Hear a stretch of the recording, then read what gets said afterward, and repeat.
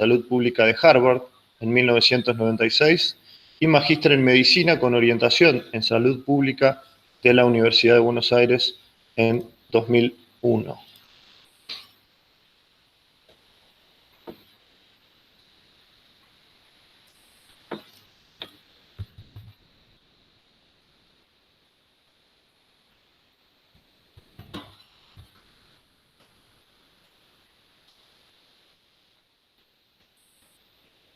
Doctor Rubinstein, ¿nos escucha?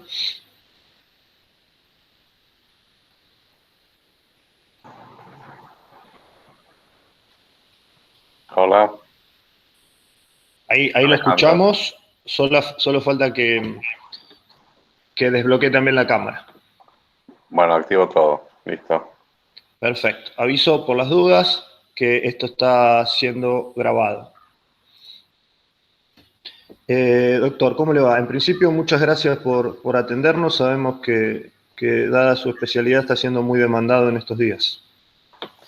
No, muchas gracias a ustedes. La verdad que es un placer compartir de nuevo un espacio de discusión y de conversación con la Fundación Libertad, para que participe en algunos otros eventos. Así que gracias a ustedes. La primera pregunta que quería hacerle para romper un poco el hielo, doctor, sería ¿cómo podemos evaluar los resultados, por supuesto todavía parciales y tempranos, de esta cuarentena? ¿Los números que estamos viendo son promisorios? ¿Permiten hacer alguna proyección positiva, negativa? Yo creo que hay que ser prudentes y muy cautos por ahora respecto a los números, porque lo que estamos viendo en realidad es una foto de lo que ocurrió más o menos el día que se tomó la decisión del aislamiento social obligatorio, acompañado de todas las medidas que se habían tomado algunos días previos, como la suspensión de clases, obviamente la suspensión de vuelos, de eventos, etc. O sea que recién estaríamos ahora empezando a ver los primeros resultados o los primeros efectos de las medidas que se tomaron. Así que creo que hay que ser todavía cautos. Yo creo que fue una decisión acertada, lo he dicho, en el momento en que se tomó con un muy bajo número de casos. En realidad, esta misma decisión en Italia o en España, por ejemplo, se tomó con entre 5 y 10.000 casos. Y ya, por supuesto, miles de muertes, digamos, decenas de cientos de muertes. Y en Estados Unidos recién se está tomando ahora de manera más generalizada, pero todavía esto está a merced de lo que están haciendo algunos estados. Lo mismo en Inglaterra, digamos, en Gran Bretaña recién ahora se están tomando esas medidas. Así que en ese sentido nosotros las tomamos de manera bastante oportuna y fue una buena decisión porque, digamos, es cierto que somos de los muy pocos países, no el único, pero de los muy pocos países que han tomado una decisión tan drástica al principio de la epidemia. Esto es lo bueno. Ahora, los resultados los vamos a ir viendo ahora. Es difícil, yo no quisiera aventurar, digamos, pronósticos con los casos hasta ahora, porque me parece que no es demasiado prudente. Sí podría decir que, digamos, el tiempo de duplicación, si uno sigue, digamos, los números hasta ahora, es un poco más prolongado que lo que se esperaba. Y por supuesto muchísimo más largo que el que tiene lugar en Europa. Ustedes fíjense que, por ejemplo, Italia es el único de los países así que han sido, digamos, azotados por esta epidemia, que recién en estos últimos 2 o 3 días pareciera mostrar cierto amesetamiento de la curva de casos. De hecho, en los últimos 5 días, 4 días, aumentó 30%, igual 30%, están por supuesto arriba de 100.000 casos. Así que sigue siendo una barbaridad, pero de todos modos parecieran haber empezado a encontrar un cauce de contención. Pero, por ejemplo, España prácticamente duplicó el número de casos y más que duplicó el número de muertes en estos mismos 5 días, y Estados Unidos triplicó.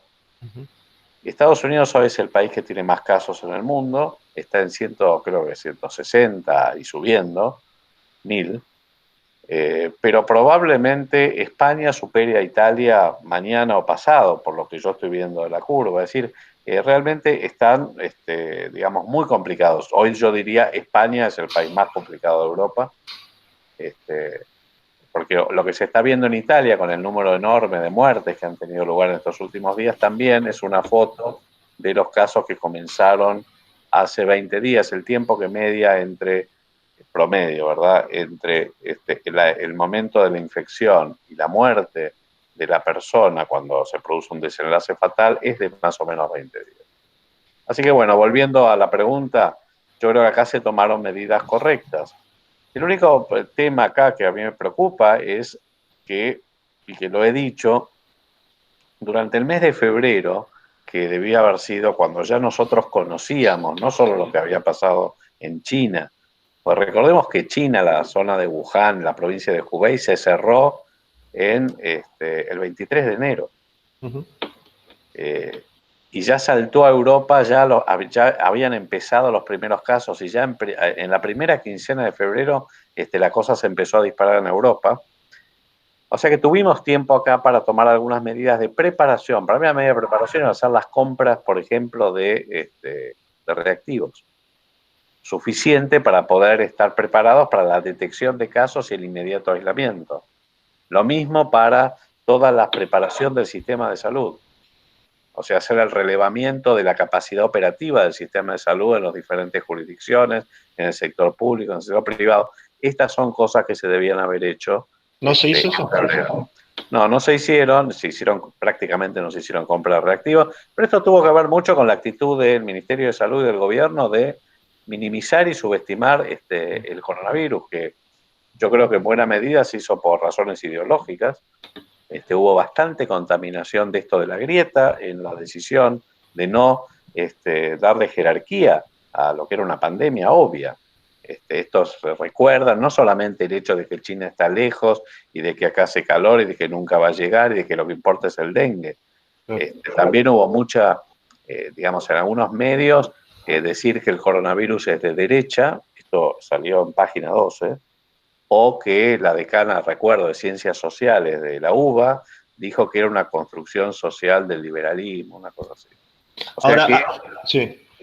no, bueno, eso, digamos, le quitó fortaleza a la preparación y hoy estamos con ese problema porque recién están llegando los reactivos, estamos tratando de hacer catch-up, o sea, estamos tratando de ver si podemos compensar un poco, digamos, la baja, digamos, el problema que tuvimos al inicio de la epidemia nuestra de poder detectarlos, porque de hecho todavía no sabemos si tenemos el número, o sea, si el número de casos reportados claramente es menor al número de casos reales, que probablemente sea mínimamente 5 veces mayor. Ese era el punto que le quería consultar. Acá hay un problema de denominador en todo el mundo, pero que bueno, se está tratando de combatir con testeo, testeo, testeo. Parecemos muy mal en términos relativos en ese rubro particular, ¿no? Bueno, somos de los países que tenemos menor número de testeos por millón. Recién ahora está subiendo, hasta hace 2 días estábamos en 60 por millón, cuando los países, Alemania, Corea, digo, los países que tienen más, tienen entre 100 y 200 veces más.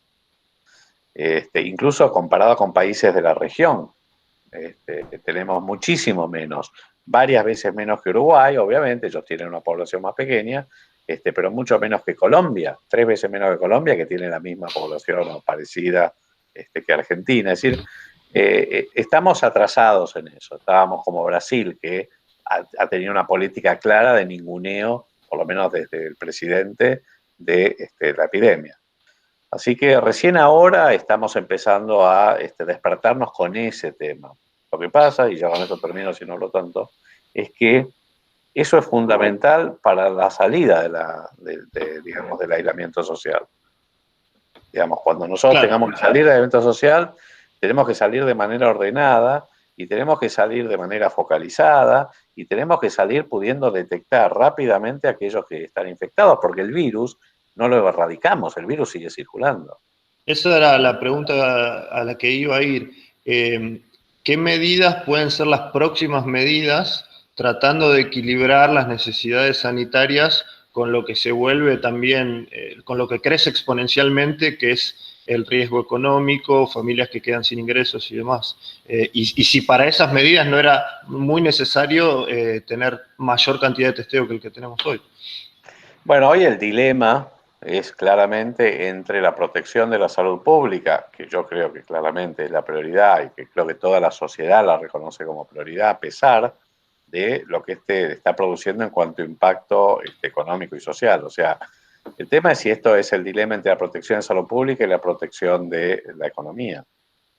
Claramente esto está teniendo una fuertísima retracción en el consumo, en la producción, en la inversión, en la economía en general, que ya venía muy golpeada. Así que esto digamos, es un golpe muy fuerte. Por otro lado, no hay sociedad que tolere si esto se transformara en Italia y se disparara la epidemia y el número de casos y esto, digamos, tuviera la repercusión, digamos, que podría tener en el sistema de salud y el sistema de salud colapsara. ¿Qué sociedad democrática se puede bancar miles de muertes? Entonces, la realidad es que estamos en esa disyuntiva. Pero tampoco la cuarentena puede durar para siempre. No, claro, claro. Entonces, me están preguntando, ¿el tema de los kits de testeos son muy costosos? ¿Usted se demora mucho en producirlos o en importarlos? ¿Cómo es la economía del testeo, digamos? Existen muchos tipos de test, no podría darte valores, pero no es un tema presupuestario. Okay. No es un tema presupuestario, es un tema de oportunidad de la compra. En este momento, las empresas que fabrican los test de diferentes características, porque hay test moleculares, otros que son serológicos, otros que son rápidos, existe una variedad importante, pero todas ellas están al máximo de su producción en este momento, con una demanda global competitiva enorme. Claro. Todos los países están comprando test. O sea, entonces, el problema es que nosotros competimos con todo el mundo para conseguir los test ahora. Esta es la diferencia. Por ejemplo, Chile, esto yo lo sé de informalmente, compró 250.000 reactivos a principios de febrero. En ese momento nosotros no teníamos ni 500, creo. Digo, para que ustedes entiendan, digamos, la magnitud del problema. Ahora se han comprado, creo que arriba de 50.000, una cosa así, 55.000, de los cuales está llegando, o llegó la primera tanda de 30.000, pero eso es a todas luces insuficiente. Eso podría aumentar el número de tests a más o menos 600, 700 por millón, si se usaran todos, cuando la mayoría de los países ya están arriba de 10.000 por millón. Entonces, el problema es que estamos corriendo la de atrás. Y para mí, el nudo es cuando es cómo salir de la cuarentena con una estrategia focalizada de ir reanudando de a poco las actividades y protegiendo la población más vulnerable, los ancianos frágiles, las personas con enfermedades crónicas que deberán seguir en aislamiento recomendado, por supuesto, cómo proteger, digamos, por supuesto, todas las medidas de distanciamiento social, como las clases, los eventos, los espectáculos, etcétera, tendrán que seguir suspendidos unos meses más, probablemente. Y después tenemos que proteger a la población más vulnerable de los grandes conurbanos de las ciudades, porque, digamos, digamos, eso puede ser una mecha que si se enciende puede ser terrible. En la cantidad de viviendas precarias, en el Gran Buenos Aires hay más de 1 millón de personas que viven en viviendas precarias con hacinamiento, en villas, asentamientos, lo mismo pasa en el Gran Rosario, y tenemos ahí que tener medidas especiales. ¿Cómo hacemos para digamos, proteger a esa población? Más allá de que tienen dificultades para poder cumplir con las recomendaciones, desde el lavado de manos con agua y jabón, porque no hay agua corriente o agua segura, no hay elementos de limpieza, condiciones de hacinamiento que aumentan enormemente la contagiosidad. Entonces, ahí tenemos que tener una capacidad de testeo para poder rápidamente detectar, identificar, aislar digamos, aquellos que se infecten de sus contactos, y esto hay que hacerlo, digamos, en general. Y por eso es tan importante tener no es que haya que testear a toda la población, eso no es necesario. Pero lo que pasa con el COVID es que cada vez se ve más que la mayoría de los casos son asintomáticos o con muy poquitos síntomas. Y Claro. estoy hablando de más del 50%. Entonces, esa gente, digamos, tenemos que tener capacidad primero para aumentar todo, sobre todo la concientización de que cualquier mínimo síntoma puede ser COVID, pero además para poder testearlo y Claro. aislarlos, porque si no si bien contagia menos el que tiene menos síntomas, contagia, y si circula, circula el virus. Doctor, apelo a su función de ex ministro de Salud. Es muy razonable, o luce muy razonable, que el Estado haya centralizado las compras de respiradores e insumos. Ahora, esto en el interior genera bastante preocupación. No por el Estado en general, sino por el Estado argentino. Digo, ha habido desigualdad en términos de distribución en los recursos fiscales durante toda la historia.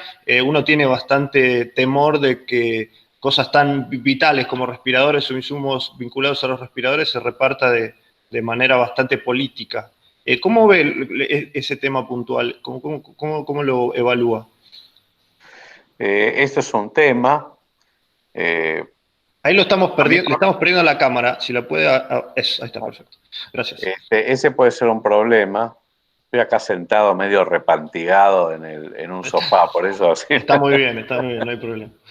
Pero eso es un problema. Por un lado, yo estoy de acuerdo con que en una emergencia sanitaria como esta, el Estado se involucre directamente en la distribución de bienes escasos, porque hoy los respiradores son un bien escaso. ¿En qué sentido lo digo? Igual esto incluye los respiradores de producción nacional, ¿verdad? Nada más. Sí, claro. Pero lo que pasa es que no se consiguen, o sea, en este momento, de nuevo, el mercado global de los respiradores está súper demandado, o sea, la oferta es insuficiente para la demanda que existe de todo el mundo. Todos los países están cerrando, digamos, la exportación de respiradores o de insumos críticos, es así, todos los países productores, con lo cual la decisión del gobierno de centralizar el Ministerio de Salud, a mí en principio no me parece mal, me parece que es una respuesta adecuada ante, digamos, la emergencia, por esto de que se trata de un bien escaso, y lo que no puede suceder es que de golpe alguien que tenga más recursos o llegó primero compre respiradores que por ahí no necesita, entonces, y que no haya respiradores para los distritos, jurisdicciones que sí lo necesitan.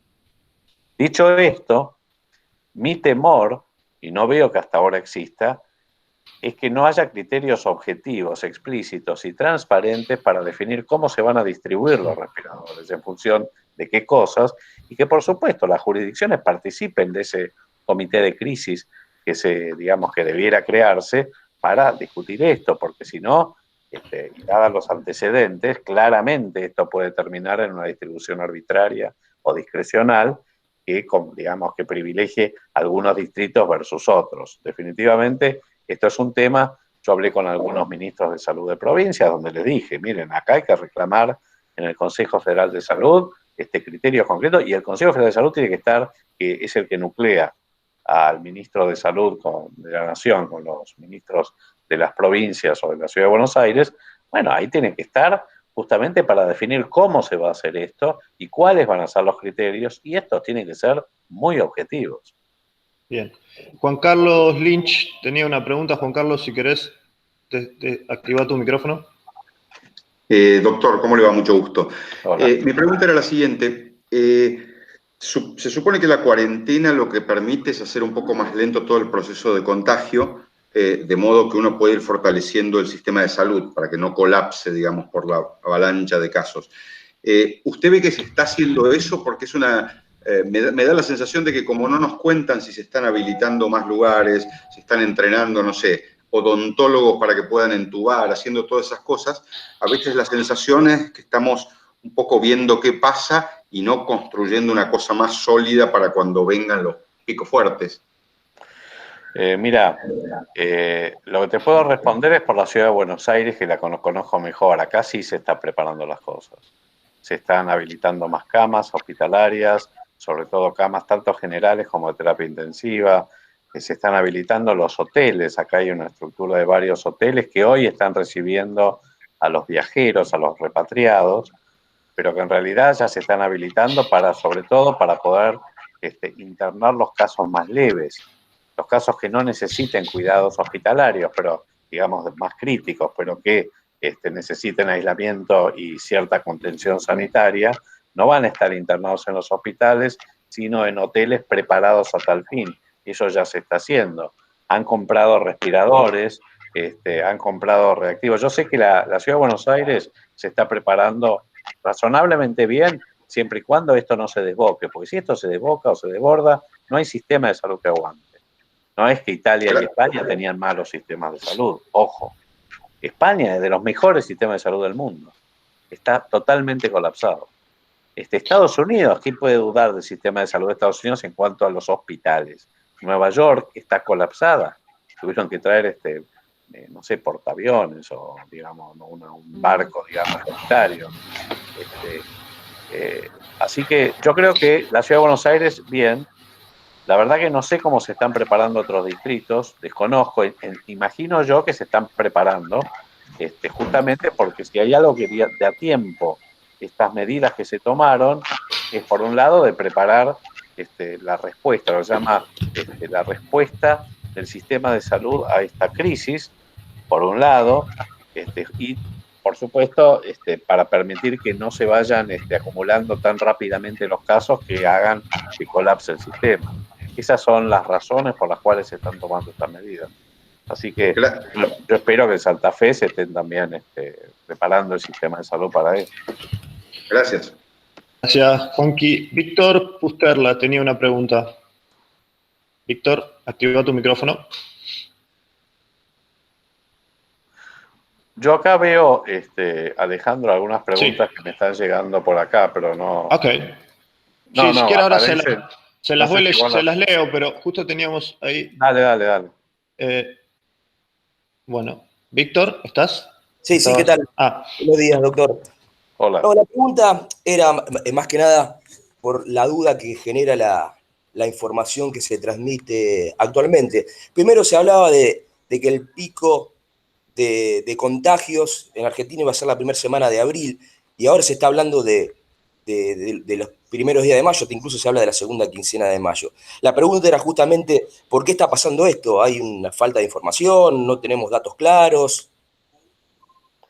Mira, yo creo que hubo algunos modelos que se hicieron hace 10 días, un par de semanas, modelos de simulación, pero que me parece que yo no tengo muy claro de dónde sacaron los parámetros y cuáles fueron los criterios, cómo se construyeron esos modelos. Así que poco puedo responder. En esos modelos aparecía, digamos, el número de casos esperados, de acuerdo a diferentes escenarios, que tampoco me quedaron muy claros de dónde salía. Honestamente, para mí es muy difícil decir cuándo va a ser el pico, porque todavía no conocemos bien la trayectoria de la epidemia. ¿Por qué digo esto? Hasta que nosotros no tengamos por ejemplo, existe todavía cientos, si no más de 1000, personas que están en las diferentes jurisdicciones en aislamiento por sospecha de coronavirus. Estamos viendo que, por lo menos en la Ciudad de Buenos Aires, 1 de cada 5 personas sospechosas de coronavirus, porque venían digamos, por síntomas o porque habían tenido contacto, porque venían de viaje o por lo que fuere, están dando positivo. Entonces, en realidad, el número de casos que nosotros estamos viendo no es el número de casos reales, ni siquiera de los que ya están detectados. Esto sin contar los que están dando vueltas porque están en periodo de incubación o porque tienen síntomas mínimos y por lo tanto todavía no han consultado, no han ido a un centro, no han llamado, no han ido a un centro de salud. O sea que hay varios pasos, desde que uno tiene el periodo de incubación, el periodo sintomático, hasta que el momento en que consulta a los servicios de salud, desde que los servicios de salud toman las medidas de aislamiento, hasta que se hace el diagnóstico, hasta que se reporta el resultado. Todo eso lleva tiempo. Entonces, eso hace que el universo de casos reales sea mucho mayor. Como decía yo, no menos de 5 veces mayor. Así que yo creo que recién, de acá a unos días, tal vez pocos días, tal vez en una semana o menos, ya podamos tener una trayectoria de la epidemia en la Argentina, como para saber qué esperar. por un lado la trayectoria y por el otro lado el efecto de las medidas que se han tomado. Entonces recién ahí vamos a poder decir cuándo podría llegar el pico. Dicho esto, a mí me parece razonable pensar que va a ser en mayo. O sea, seguramente a mediados de mayo. Pero, de nuevo, el marco de imprecisión es muy grande. Hay varias preguntas respecto al virus puntual. Una de Gabriela que pregunta si el virus ha mutado al llegar a Sudamérica. Ojalá haya sido así, volviéndose menos agresivo. No sé si es verosímil o no. Garrett nos pregunta si hay alguna información respecto de las potenciales secuelas de los que incluso han padecido coronavirus y lo han sobrellevado bien. Y ya que está, le agrego esta pregunta mía. La literatura al respecto, que ha explotado en este último tiempo, pero que todavía es muy reciente, ¿va por el mismo lado? ¿Hay voces disonantes? ¿Hay cierto consenso en la comunidad científica? ¿O todavía lo reciente del tema hace que no lo haya? La primera pregunta es si el virus muta. Sí, el virus muta y mucho. Porque es un virus que, digamos, se llama ARN virus, es como la gripe. Estos virus mutan mucho. No necesariamente la mutación es algo que tengamos que tener, digamos, terror. De hecho, la razón por la cual nosotros vacunamos anualmente, digamos, la vacuna de la gripe es anual, es porque existe cierta mutación de las cepas. Entonces hay que preparar nuevas vacunas todos los años. Pero esto no significa que tengan mayor virulencia o menos virulencia. Así que, pero sí, si ha mutado ya muchas veces el coronavirus. El virus que de Europa no es el virus de China, y cuanto más tiempo circula, más probabilidad tiene de mutar. Así que desde ese punto de vista, sí, es un virus que muta mucho. No necesariamente esto empeora o mejora las cosas. Okay. La segunda pregunta... Secuelas. Si esto estaba... No, hasta ahora no hay secuelas. O sea, okay. Los que se recuperan, o sea, los que existe, por supuesto, aquellos que tienen mucha edad tienen mucha más mortalidad, mucha más. Y cuanto mayor la edad, a partir de los 60 años, la mortalidad aumenta varias veces. Y aquellos que tienen enfermedades crónicas, cardiovasculares, pulmonares, diabetes, también. Pero aquel que se recupera bien, no tiene secuelas. Perfecto. ¿Y si hay consenso o no en la comunidad científica al momento? ¿El consenso sobre qué, Alejandro? Sobre todos estos puntos. Uno ha visto papers que varían desde la tasa de letalidad del virus hasta el denominador común de los infectados y demás. Mira, en general hay consenso de que estamos frente a una pandemia muy seria, mucho más dura y más grave que la pandemia de gripe A. Mucho más que el SARS, porque si el SARS era más letal, el SARS prácticamente se concentró en menos países y tuvo mucho menos casos. Porque tuvo una diseminación mucho más, fue menos efectivo. Esta no, estamos llegando mañana, yo creo que vamos a llegar al 1.000.000 de casos en el mundo. Pasado. No sé cuánto estamos ahora, porque ¿viste? Uno ve el contador, ¿viste? De Hopkinson y todos lo siguen, pero ya superamos los 800.000. Asusta ese mapa. Ese mapa, no sé cuánto estamos ahora, pero debemos estar ya arriba de 800.000, ¿no? No me acuerdo cuánto es. Lo estoy abriendo en este instante mientras salgo. Bueno, ahora reportás. Pero sí. La realidad es que vamos a tener 1.000.000 de casos mañana, pasado. Ya eso, digamos, es... Y sabemos que estamos detectando una mínima parte. En Italia se presume que hay aproximadamente, en este momento hay arriba de 100.000 casos, pero reportados, confirmados, pero se piensa que hay arriba de 600, 700.000, digamos, porque no se están testeando los asintomáticos. Claro. Entonces, todo esto, claramente, esto es una pandemia en serio. Yo creo que la anterior de esta característica fue hace un siglo, que fue la pandemia de la gripe española, la pandemia de 1918. Y que valga decir que es muy interesante porque están saliendo varios papers que ahora reconstruyen esa pandemia, digamos, con la información que se pudo recoger, y es muy interesante lo que se está viendo. De cómo, por ejemplo, en Estados Unidos las ciudades que, digamos, tuvieron medidas más drásticas, digamos, realmente pudieron torcer la epidemia respecto a ciudades que no tuvieron medidas tan drásticas, o qué pasó con ciudades que primero tuvieron medidas tan drásticas y que después las liberaron, qué fue lo que pasó. interesante como lecciones, ¿verdad?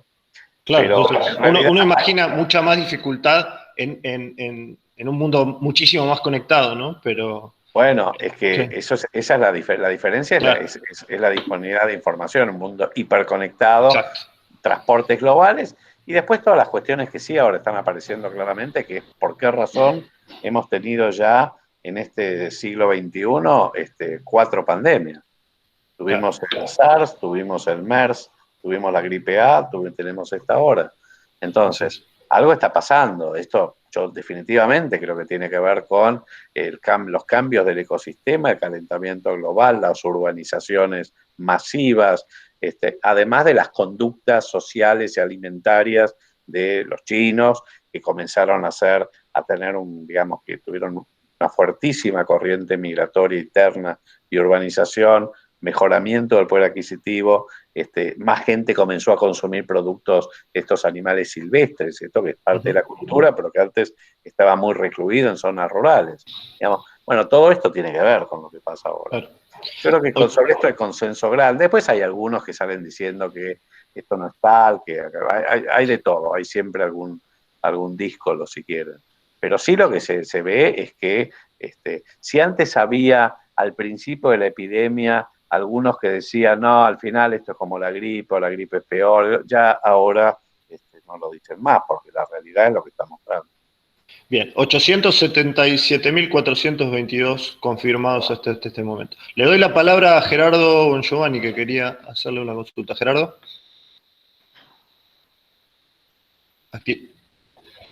Hola, hola Adolfo, me sumo al agradecimiento de Alejandro por participar una vez más en una actividad de la Fundación.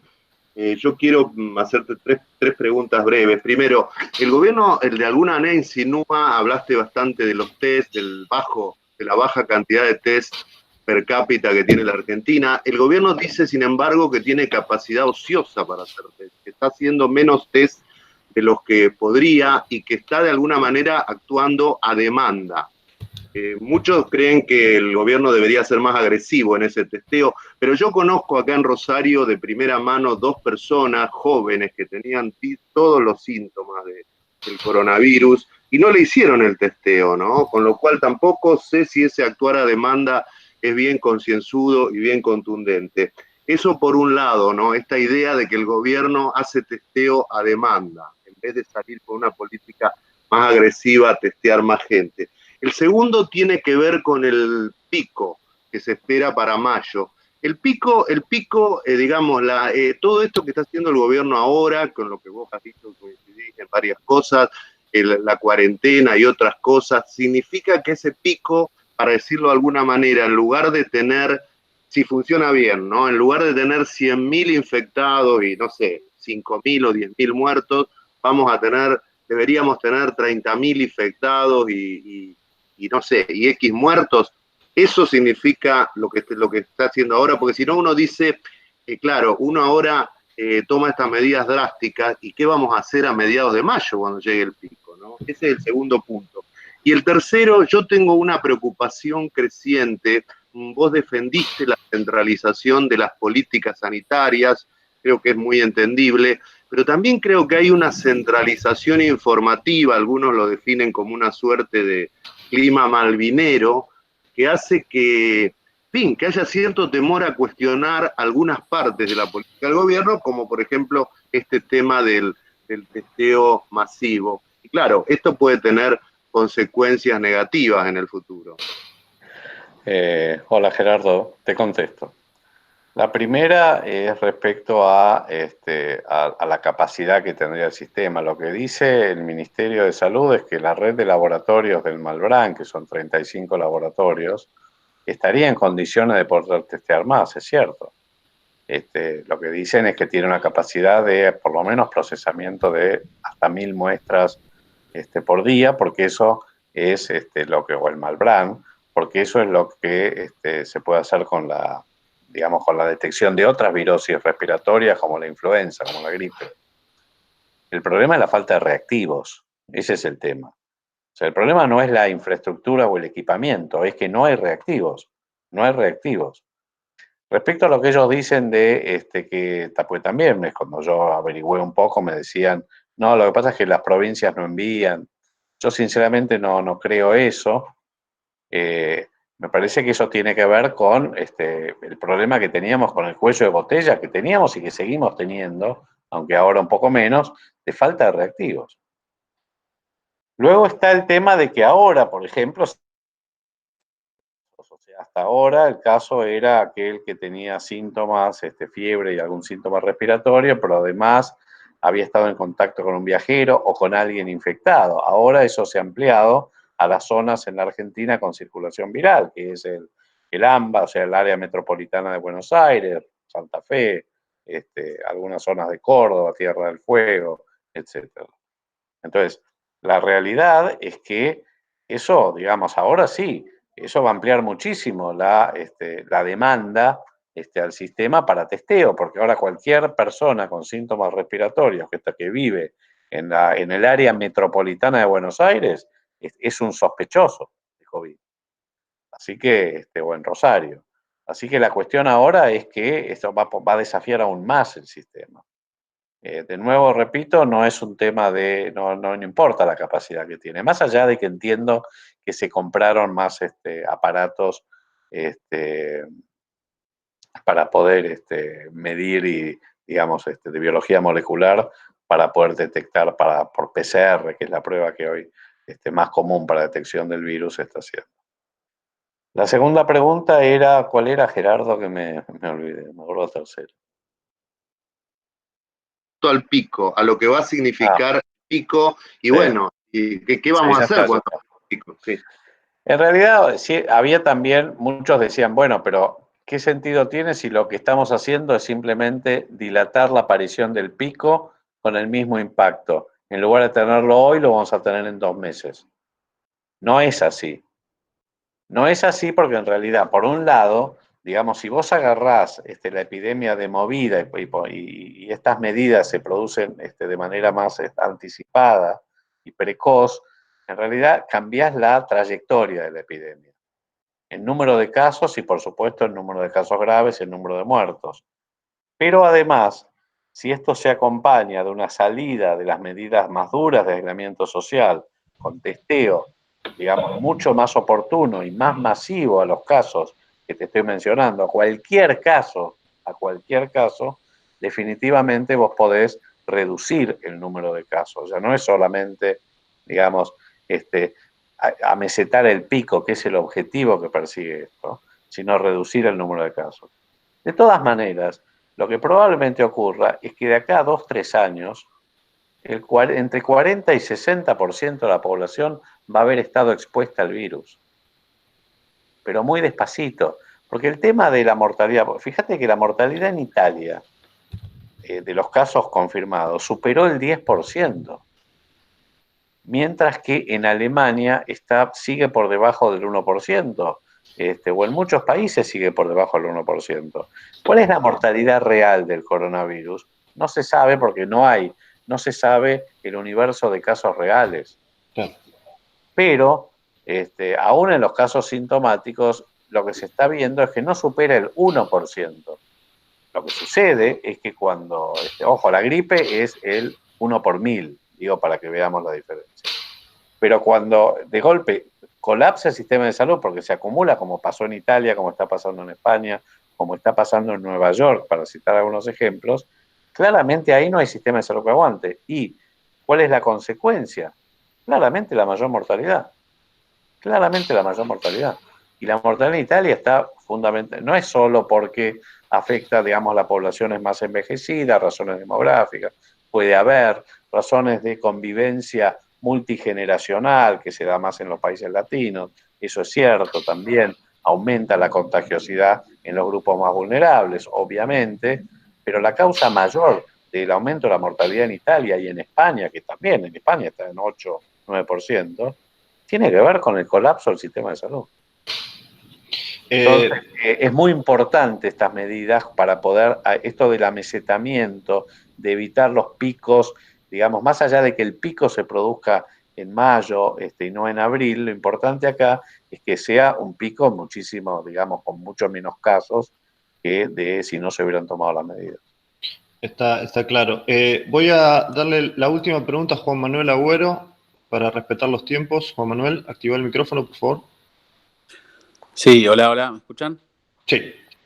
Perfecto. ¿Qué tal? Buenos días, doctor. Hola. Gracias por esta charla realmente muy interesante en estos momentos. Bueno, hoy en algunos medios ha salido la noticia de que en Italia se están probando algunos fármacos, ¿no? Bueno, estamos todos como muy esperanzados en que venga el fármaco milagroso. Y en ese sentido hay uno que aparece ahora que se llama el ruxolitinil.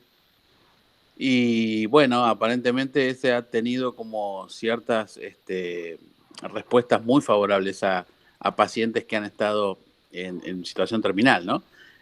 Bueno, quería saber un poco su opinión respecto a este fármaco y bueno, ¿qué esperanzas tenemos de encontrar una vacuna? Por ahora, al momento, no hay ningún medicamento antiviral específico para el COVID-19 y tampoco hay vacuna. O sea que hoy las medidas que podemos implementar son lo que se llaman medidas no farmacológicas, como el distanciamiento social, el aislamiento, todas las medidas que estamos tomando ahora para intentar suprimir la circulación del virus. No hay en este momento medicamentos. Por supuesto que hay muchos medicamentos que están dando vueltas y que están algunos en proceso de ensayos clínicos. Hay, digamos, el Remdesivir es una de ellas, hay muchos anticuerpos monoclonales o antivirales que se usaban para otras virosis como el ébola o como el SIDA, o medicamentos mucho más comunes que se usaban para la malaria o procesos inflamatorios como el lupus, que es la hidroxicloroquina, o antibióticos comunes como la citromicina, que usted me comenta que se está probando en Italia en algunos casos. Ojo que todos estos casos son uso compasivo. ¿Qué quiere decir uso compasivo? Son pacientes con, digamos, muy, muy graves, donde ya prácticamente no hay ninguna otra acción de sostén o soporte crítico que se pueda realizar. Y bueno, ahí probamos con cualquier cosa. Digo, no estoy diciendo que esté mal. Digo que ahí prueba medicamentos que anecdóticamente resultaron por ahí efectivos en algunas condiciones y se ve. Pero para esto hacerlo en gran escala hay que seguir procesos. Y los procesos son los ensayos clínicos y lo que tiene que ver con la investigación clínica farmacológica. Por supuesto que los tiempos se pueden acortar, se pueden hacer lo que se llaman fast tracks, o sea, vías rápidas, para autorizarlos mucho más rápidamente de lo que cabría esperar en un proceso, digamos, de una droga común, que a veces toma años, porque hay que hacer ensayos clínicos, esperar resultados, con mucha población. Pero hay que ser muy cautos, porque, ojo, que la mayoría de los medicamentos, digamos, que entran en procesos de ensayos clínicos, muchas veces tienen que ser suspendidos porque tienen problemas de seguridad, porque producen más efectos perjudiciales que beneficiosos. Lo mismo las vacunas. Existen hoy multiplicidad de empresas y de países que están en este momento, digamos, en proceso de elaboración y formulación de la vacuna. Entiendo que algunas ya están entrando en las primeras fases de los ensayos clínicos. Pero de nuevo, es improbable que esto podamos tenerlo hasta el año próximo. O sea, yo creo que ojalá el año próximo tengamos una vacuna para el coronavirus, pero me parece que este año no la vamos a tener. Tal vez así, con viento de cola, digamos, viento en popa a toda vela, podamos tener algo hacia fin de año, pero la verdad que dudo que sean antes. Sabiendo que esto va para largo y que vamos a tener que convivir con el coronavirus, vamos a tener que elegir, como dice Harari, entre controles de poder de policía estricto a la China o sociedades que aprendan a autocontrolarse con libertad y derechos individuales. Gracias por esta pregunta, porque además me había olvidado, Gerardo me hizo, digamos, era un poco parecido, sí. Yo creo que la disyuntiva hoy existe, porque además hay cierta atracción, sobre todo de aprovechar estas situaciones de emergencia, de temor, de pánico de la gente, para meter por ese resquicio, digamos, una visión única, autoritaria. Jovesiana, sí. Exacto, de coartación de las libertades individuales. Así que es un terreno muy propicio para que uno pueda meter. De hecho, está pasando. lo que pasó ahí en Hungría, ¿no? Con Víctor Orbán, que, digamos, dijo, o sea, hizo que el Parlamento le aprobara gobernar por decreto durante no sé cuántos meses. Y la verdad que esto claramente es un terreno muy fértil para gobiernos que pueden tener sesgo autoritarios. Y yo acá tendría muchísimo cuidado en la Argentina. Porque es cierto, para mí lo que plantea Harari en esta nota que sacó, no me acuerdo si era el Washington Post o el New York Times, pero bueno, sobre la disyuntiva entre la vigilancia autoritaria, que es lo que uno ve de la presencia del Estado omnipresente en China, pero también en sociedades que en teoría son democráticas, porque digamos todo esto de la vigilancia también se ha visto en general en los países orientales, en Corea del Sur, en Taiwán, en Singapur. Son países democráticos, pero con democracias diferentes, porque están enraizadas en una cultura que acepta mucho la obediencia, el cumplimiento de la norma y el rol del Estado como algo natural, y donde la protección de datos personales y todas esas cuestiones que a veces preocupan mucho las democracias liberales de Occidente, en esos países no es tan importante ni tan relevante. Pero sí coincido en que esa disyuntiva entre vigilancia autoritaria y lo que llama Harari empoderamiento ciudadano es muy importante. Yo creo que acá estamos viviendo, a mí me parece interesante lo que está pasando en Argentina. Yo creo que hay, me parece, bastante de empoderamiento ciudadano en el cumplimiento de, por ejemplo, el aislamiento social, más allá de algunos incumplidores y más allá de que se amenace con sanciones, la gente lo está cumpliendo. Y yo creo que lo está cumpliendo por una cuestión de conciencia, responsabilidad y solidaridad. Pero sí creo que es peligrosísimo que se cuelen estas medidas donde hay un pensamiento único, porque como estamos en cuarentena o como estamos en una crisis sanitaria de dimensiones impresionantes, cualquiera que se opone a, digamos, a los mandamientos del gobierno, en realidad está atentando contra el país, es una apátrida. Entonces yo creo que hay que tener muchísimo cuidado con eso y me parece que en ese sentido la oposición debiera, y creo que lo está haciendo, llevar claramente esa bandera para que esto no se aproveche para, digamos, para meterse, digamos, en la coartación de libertades. Y la otra es esto que también me planteó Harari, que me pareció muy interesante, es esto de aislacionismo, este nacionalismo que está apareciendo, que tanto a niveles nacionales como subnacionales. Claro. Esto de que los intendentes, no sé en Santa Fe, pero acá en el conurbano, muchos partidos del conurbano que ponen vallas, retenes, cierran los municipios, una locura. Una locura total. Una locura, provincia, una locura.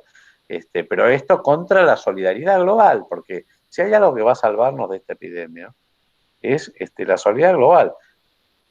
Más allá de todas las cosas que se han hablado contra los chinos, contra el Estado chino, la realidad es que el Estado chino puso a disposición a los 10 días la secuencia genómica en plataformas, las plataformas de bioinformática de la secuencia genómica del virus, para que todo el mundo, todos los institutos de investigación del mundo pudieran aprovechar. Y de hecho, quien desarrolló los kits para el diagnóstico de coronavirus fue Alemania, inicialmente. Entonces, yo creo que eso es parte de una cosa que tiene que privilegiarse y tiene que priorizarse por sobre esta cosa de cerrar las fronteras, cerrar los países, cerrar las provincias, cerrar los municipios.